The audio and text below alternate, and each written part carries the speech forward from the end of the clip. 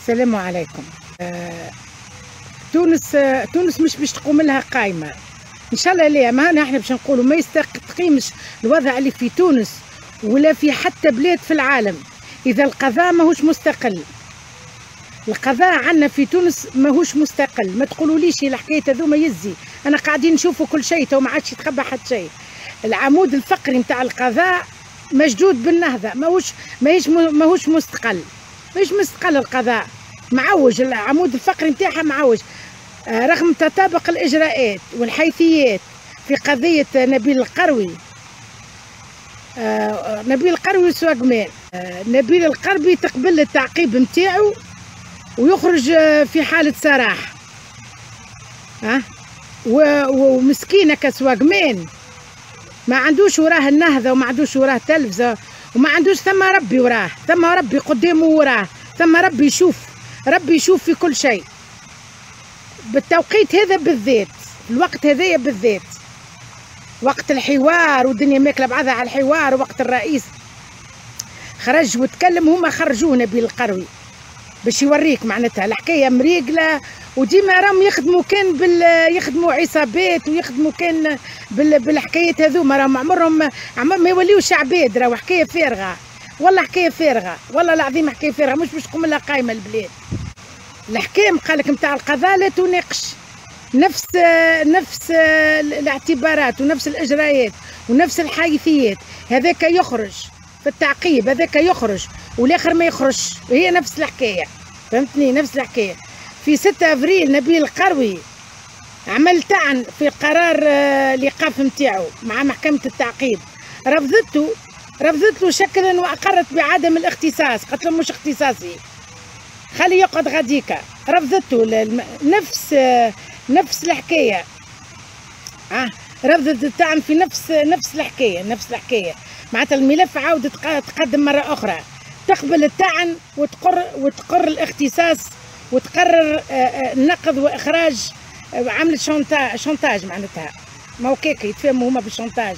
هذيك هي خدمتها النهضه، هذيك هي خرجته النهضه. راه انا نقول لك خرجته دخلته النهضه.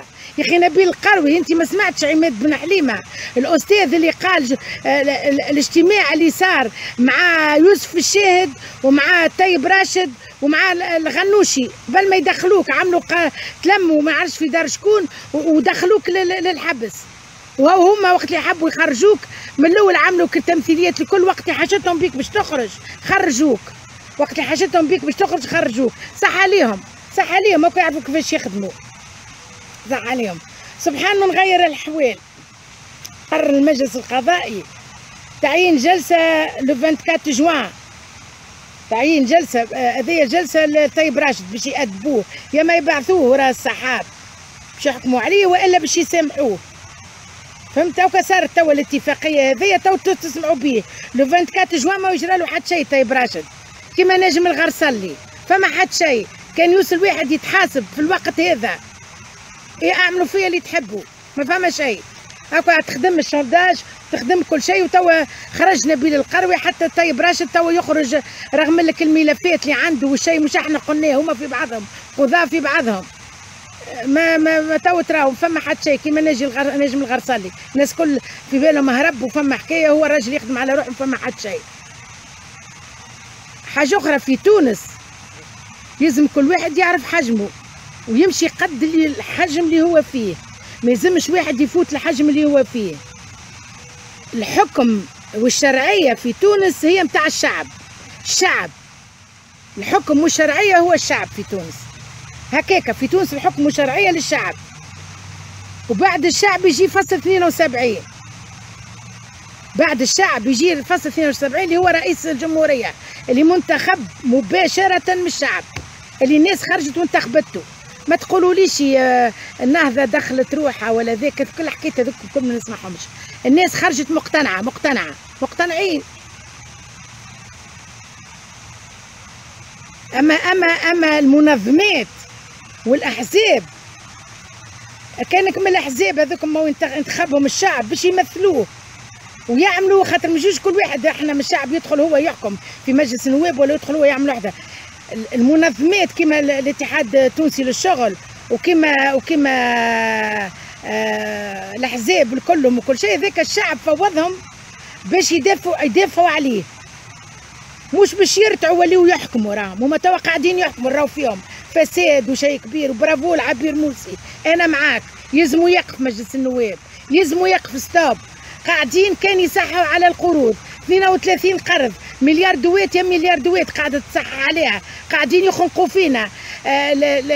القوانين اللي قاعده تتعدل يحبوا عليهم هما، القوانين اللي تحب عليها الناس، تحب عليهم زعما الكتله الكبيره النهضه والحزام نتاعها، اللي يحبوا هما يعديوه، واللي ما يحبوش يعديوه ما يعديوش. ما همش يخدموا في الشعب. الويه محلول وميزانيه قاعده تمشي للبرلمان. علاش يتسكر؟ خير، انا معاه، خليه يتسكر، ما عادش يجيو يمثلوا علينا. ناس تجي دوسيات تحت ذبوتها تمثل علينا وتخرج تعمل نوع، تتكلم نوع وتخرج تعمل نوع. احنا نحبوا العباد تخدم، نحبوا الناس سوغ تيغان تخدم، مش تجي تحكي لنا كما قبيلي كان نسمع في عبير مرسي 3000 تلميذ طالب في ضراب ما خلاهمش يعديوا امتحانات والدنيا داخله بعضها. جيش باش تقول لنا راهو عندهم الحق. يا خويا انا معاه، ما عادش يجي حتى حد للمجلس حتى نشوفوا شنو هي الحكايه. توا حتى تشوفوا شنو هي الحكايه. سي تبوبي الاتحاد الشغل على راسنا، نحبوه الاتحاد الشغل، واحنا بنات الاتحاد الشغل، كي تعيط لنا نخرجوا ومش من توا من قبل. اما باش تفرض علينا تقول احب من احب وكره من كره، لا خويا سامحني، هذيا سامحني. باش انتي تفرض علينا حوار بالسيف وبوس خوك وتعدى كما صار في 2013 ولا وقتاش وما ثم حد شيء. معناتها هي توا النهضه قاعده تلقف، وانتي تحب تحط الناس كل في طاوله نتاع الحوار، الناس كل تخلطها، اللي عمل واللي ما عملش، اللي قتلوا لنا اولادنا، اللي بعثوهم لسوريا، اللي سرقونا، اللي جوعونا، اللي الملفات ثقيله. نقعدوا معاهم ونعملوا حوار والربلات نرجعوا شيء ما ثم. معناتها نعاودوا كيما عملنا قبل، ما نرجعوا معناتها لا ثم مشاكل حد شيء. كل مره تتخسر النهضه ويجرى فيها تعيط للاتحاد الشغل احب من احب وكره من كره. تقعد الناس كل، شكون هما الناس كل باش يقعدوا على الطاوله؟ والحوار اللي ما فيش رئيس الجمهوريه وما يعطيش شرعيه باش رئيس الجمهوريه يشاوروه يكون هو الكل باش يمثلنا. نحن شكون يمثلنا في الحوار؟ شكون يمثلنا في الحوار؟ السريق، البانديه اللي قتلوا لنا اولادنا، اللي خرجوا البوليسيه بعثوا لنا البوليسيه باش سفكوا الدماء نتاع الوليدات اللي قتلوهم، ولا الطفل اللي نحاولوا حوايجه، ولا شكون هما اللي باش يمثلنا؟ القرار يرجع للرئيس وللشعب. احنا نفوضوا الرئيس على خاطر الرئيس نعاودوا ونقول يحبوا يعملوا له عمله، يحبوا يعملوا باش يعملوا بس ينحيوه. حكايه اللي قال الرئيس قال حبوا يختلوني، انا نصدقه وحكايته صحيحه 3000%. قال لك خدموا له برا مع بلدان اجنبيه، صحيح. ونطالبوا نحن تو باش نرجع لحكايه الرئيس، ونطالبوا احنا نطالبوا جمعه اللي في وقته هو عيطت له دزاير وقالت له المنصف المرزوقي قاعد يتخابر مع الارهابيين في الشعابي، وحكيت له على كل شيء وما تكلمش لتوا. تخرج يا جمعه تتكلم بالسيف عليك مش بالمزيه. انت تونسي يلزمك تنقذ تونس، يلزمك توري شكون هم اللي قاعدين يخربوا فيها البلاد، مش كل واحد يسمع حكايه يرقد عليها. يلزم الناس كل تتكلم ونعرفوهم الناس كل ونحاكموهم الناس كل. بوس خوك وتعدى لا يخوفوا فينا، ما كانش امل اقتتال والا الحوار. يا اخي مش عملتوا لنا كيكه قلتوا لنا الارهابيين تخوفوا فينا بالارهابيين. يا اخي الارهابيين جاوا البنقردان، مش ما عادش خافوا، مش الارهابيين خافوا ماك الشرفاء نتاع بنقردان وك الرجال اللي في بنقردان. حاجتنا بيهم في تونس ما عندناش برشا كيفهم، جماعه الجنوب وحدهم. الاقتتال ماناش خايفين منه احنا يا طبوبي، ماناش خايفين. الدول باش في العالم باش تكونت الدول في الولايات المتحده الامريكيه صارت حروب يا حروب اهليه باش خذات الديمقراطيه ومشات على المنهج الصحيح. دونك الحكايه هذيا ما تخوفناش راهو. دونك يا سي تنوبي ما تفرض طبوبي ولا شنو، ما تفرضش علينا بالسيف الحوار مع جماعه النهضه. هذوكم يلزمهم يتحاسبوا، هذوكم يلزمهم يتحاسبوا، بعد لا يتحاسبوا وقتها نسامحوا. اما بوس خوك وتعدى عايش خويا يرحم والديك، ما تدخلناش الفعفعه هذيا كيما صارت قبل. في 2013 كان وقتها وقفت الرجال نتاع تونس وعملت حل، رانا ماناش هكا توا، رانا ماناش هكا توا. قبل 2010 نسبة النمو كانت باهية، كنا عايشين. تقول لي شكون يحكم، الزين ولا غيره ما يهمنيش، انا ما يهمنيش في شكون يحكم. تلوجوا كان على كراسي وتلوجوا على الحكم وما يهمكمش في الشعب. في 2010 كانت النمو كان باهي، والقدرة الشرائية الناس كانت عايشة وكانت تاكل. 5000 فرنك انا نثبت نهبط للسوق ب 10000 فرنك نقضي قضيتي مرة في الجمعة، ب 10000 تقضي الخضرة الكل. توا كانك عبد ادخل امشي للسوق ب 10000 ما تشريش حتى حاجتين ثلاثة. بعد 2010 ما عادش لا فما طبقة وسطى ماتت يلي تدافع، يا طبوب يلي تدافع عليهم. الطبقة الوسطى ما عادش. انا كنت نسخايلك باش تعمل مشكلة على الزيادة في الاسعار، كنت نسخايلك باش تعمل حل يا اخي، وصلنا حتى الخبز زاد مقربين عليه. كنت نتصورك باش تعمل حاجات اخرين، قلت هاو باش تجي الانفراج وعني باش نعمل لكم. كنت نتصورك حاجات اخرين، كنت نتصورك بتشوفك الناس اللي قاعده تاكل من الزبله. ما دام النهضه في الحكم ومادام ما تحاسبش مادام الواحد المنظومه الكل يلزمها تطيح، المنظومه كلها تطيح.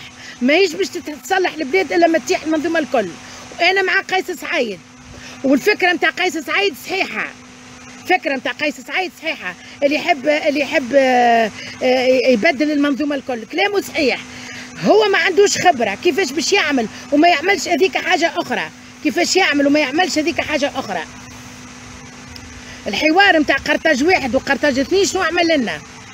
شنو عمل لنا؟ بوس خوك وتعدى، حوارات ومشاكل ودركيات وقف البنتاغون صفق علينا. نحن عملنا ثوره، انا عايشه لهنا ونعرف ماهيش ثوره، انا عايشه لهنا ونعرف التقارير ونعرف ونتبع في كل شيء في امريكا، نتبع اي سيغتو على تونس. عمرها ما كانت ثوره هذيك باش دخلوا بها للدول اللي تحتموهم الكل، سوريا وكل قامت ثوره مع بعضها، وبنتاغون وجائزة نوبل اللي تحكيوا عليها. انا مش مقتنعه بها، راهو جائزة نوبل هذيك باش يعملوا الرماد على العيون. انا جائزة نوبل مش مقتنعه بها. ناس خدمت على رواحها بالكدا وفلوس نتاع الخليج تثبت دي بليار، تثبت باش الشيء وصل لك هيك، باش تجي تقول لي ثوره وتقول لي حكايات وتحكي لي على الحكايات هذوما. ما نمشيش، انا ما نمشيش فيهم، خاطر عايشه لهنا وقاعده نسمع ونتبع. انا قاعده نسمع، لا قاعد يقول لي حتى واحد. حاجه اخرى بربي، انا نحب سي طبوبي يخرج ياكد لنا ويقول لنا سمعنا بيك توا يا نهارين التالي ولا حاجه. راهو كي نقولوا لك سمعنا بيك راهو ثم امنيين وثم راه مش واحد متعدي في الشارع يحكي، راهو ثم ناس يحبوا الوطن، يخدموا في الدوله ويحبوا الوطن. قالوا لنا اللي الطبوب يمشي البن عروس لدار الغنوشي واجتمع به في داره في بن عروس. حبوا نعرفوا نحن وتاكد لنا الحكايه هذه صحيحه ولا ماهيش صحيحه. حبوا نحن التاكيد باش نبداو مطمئنين. تحكيوا على قيم النزاهه والنظافه والوطنيه، تقولوا له اعتذر. باش يعتذر على شنو؟ الرئيس علي قال حبوا يختالوني، حبوا يختالوه. وهو كيفاش يقولوها، تجيه كل يوم التقارير نتاع المخابرات ونتاع الدنيا الكل، ما تكلمش من فراغ، جاتو معلومه اللي يحبوا يختالوه. واحنا الاغتيال ماهوش جديد عنا راهو، وهنا توا نستناو في الله يرحمه السبسي باش مات. بكشي نحن توا السبسي كي بردت الحكايه تو يجي نهار يجيها راجل تونس ويجيوها رجال اللي يخرجوا المنظومه هذيا ويخرجوا الشيء هذيا والشيء اللي عملوه. بالكشي نحن السبسي ماشي في بالكم اللي نحن اقتنعنا اللي مات متربي. لا احنا عندنا شك، ديما نقول شك، اللي هو مات مقتول واللي هو تسمم. ولتوا نستناو، ولده صرح وقال الكلمه ذي، واحنا لتوا نستناو في التقرير الطبي نتاع شو اسمه ذيك المستشفى العسكري.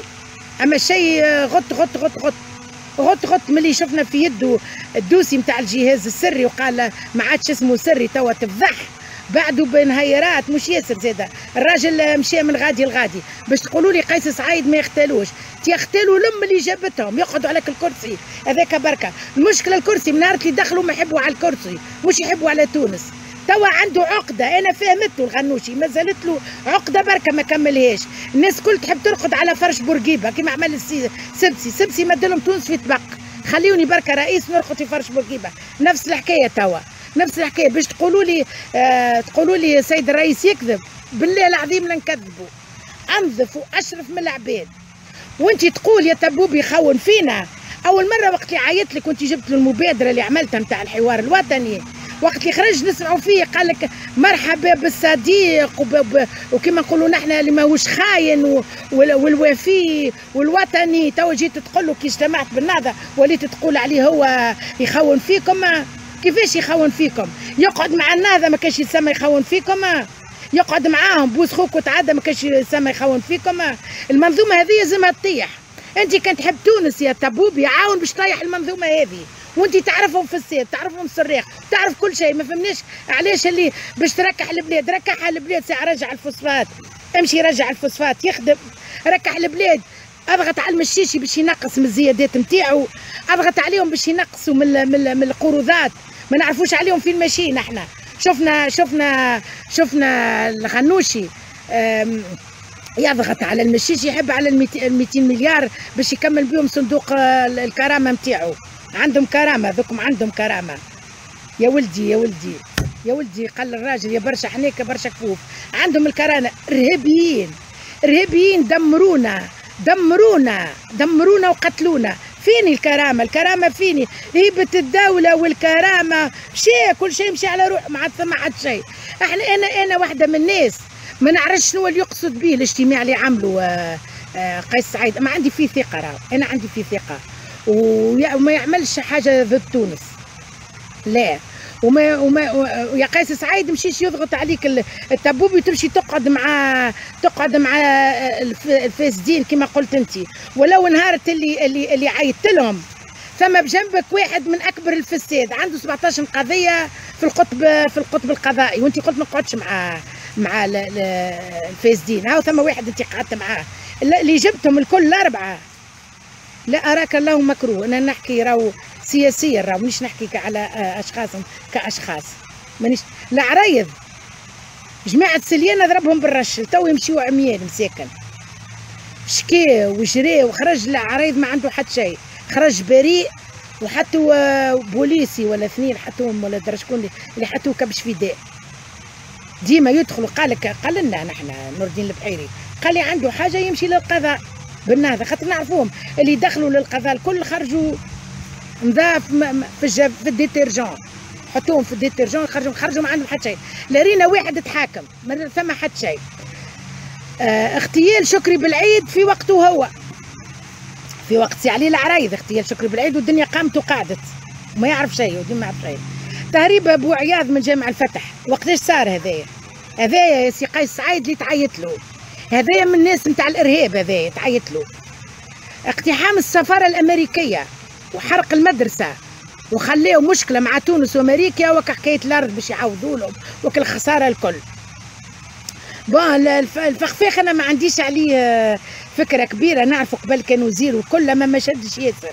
عمل لك حكايه لي تاكس وحكايه الكل في وقته هو، والفساد الملف نتاع الفساد وتضارب المصالح ما نعرفوش عليهم. هذاك عملته النهضه بالعاني وجماعتها ما حبوش يحكم. والا احنا تو ما فهمنا هو يدور. تو ما ريناش احنا حكم ضده ولا حاجه، ما نجموش نحكموا عليه. المشيشي تعيط له، ما فهمتش علاش معيط له.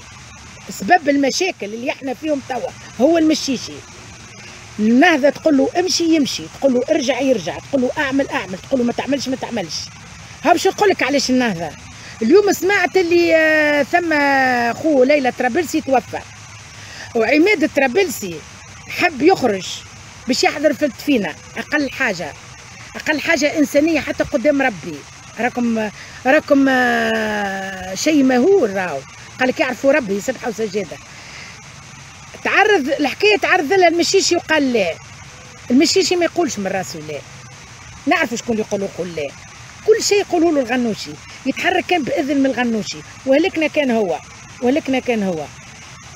الشاهد عاد ما نحكيوش عليه، خرجت سامية عبو قالت عامل دار في شو اسمه هذيك في البحيره ولا شنو، ويستزد في رؤساء الاموال ويعمل ما نعرفش انا مريتش، اما تحكي مادام حكيتها سامية عبو يظهر لي منهم فيهم معناتها هما يعرفوا رواحهم اكثر. خدم هو والنهضه على لاليكا هذيا باش يبيعوا البلاد غير تفضحوا. يوسف الشاهد هذا يوسف الشاهد. انا سيد الرئيس انا ننزهه، اما نقول له مادام قالوا لك تكذب ما فماش حكايه الاغتيال تمثل عليهم، ومادام متفاهمين مع تبوبي باش بالسيف عليك، انا نقول لك ما زالت لك حاجه بركه باش تعملها.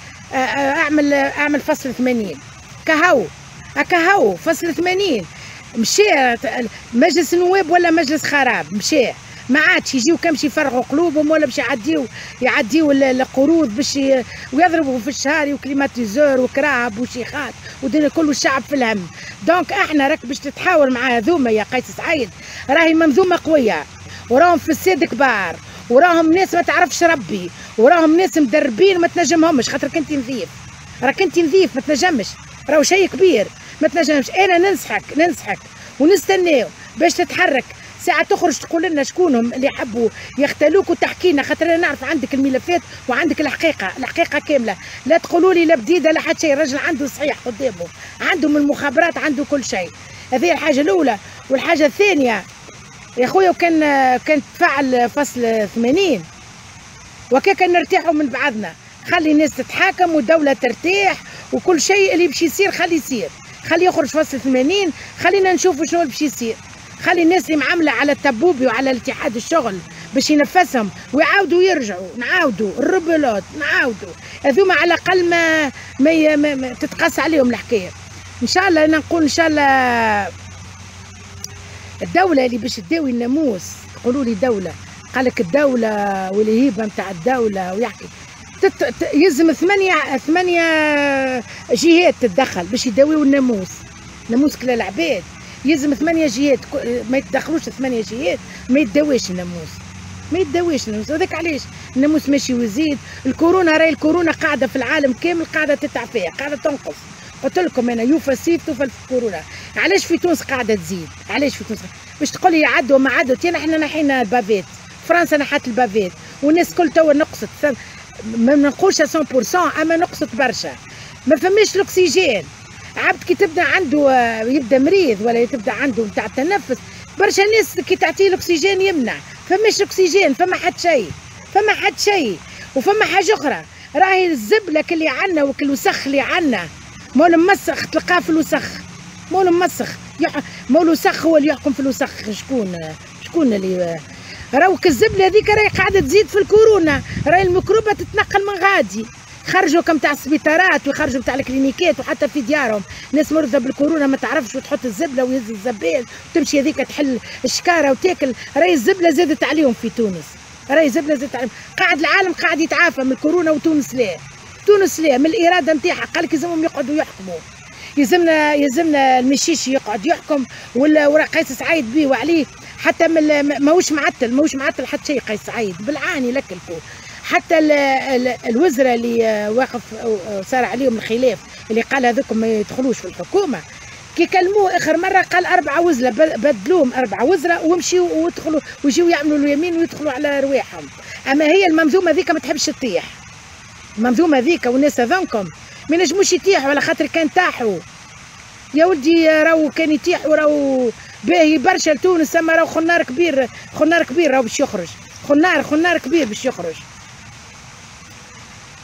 حسيلو هذاكش عندي منقول ربي يفرج على سواقمان، وثم ربي في الدنيا اللي عنده تلفزه وعنده عباد يخرج، وهذاك على الاقل ما عندوش لا مخابرات مع الاسرائيليين، لا عمل لا فلوس كونهم من تونس ودبر راسه حتى فليساته جابهم من برا، فهمتني، وتخل بيهم التونسي سخايلكم عباد يا اخي، طلعتوا ماكمش عباد. قولوا لي انتم شادينه في الحبس خاطر ما عندكمش 17 مليار اون دوفيز، لازم ياخذوا فلوسه قيمه 17 دينار و600 و 800 تونسيه، اما لازم ياخذهم كيما دخل بيهم. فهمتني، التحويل ياخذوا كيما هو. قولوا لي حتى ولو تويسه، قولوا لي ما عندكمش فلوس، هذاك علاش الراجل شادينه، نمشي معاكم. هذاك اش عندي ما نقول. هذاك ربي ان شاء الله يلطف بينا، وان شاء الله انا بيدي ما نحبوش الحوار التبرويله هذيا والتمثيليه هذيا، ليه؟ ان شاء الله ربي يلقى لها مخرج تونس. ونتصور انا الحل الوحيد هو فصل 80. وحتى يا قيس عايد، حتى المحكمه نتاع المحاسبات وكان طبقت الحكم، مش انت هما ما يحبوش، هما يتمرخاو. قد ما تكلمت انت وعملت عتم، هما كان طبقوا الفصل نتاع الحكم نتاع محكمه المحاسبات. برشا زنوس ما تراهمش، اما هما ما يحبوش، يحبوا المنظومه كيكا. عصابات تساعدها باش البلاد تقعد هكاكا داخله بعضها. المنظومه القديمه والجديده والناس الكل اللي مستنفعين منها الحكايه يحبوا البلاد تقعد هكاكا داخله بعضها، وهما يتفرجوا باش يبداو هما مستنفعين. وربي ان شاء الله، ربي انا نتمنى ونطلب من ربي الفصل 80 وخلي يخرج الجيش وتاخذ كل شيء في يد الجيش باش هكاكا ان شاء الله نلقاو حل. والى اللقاء.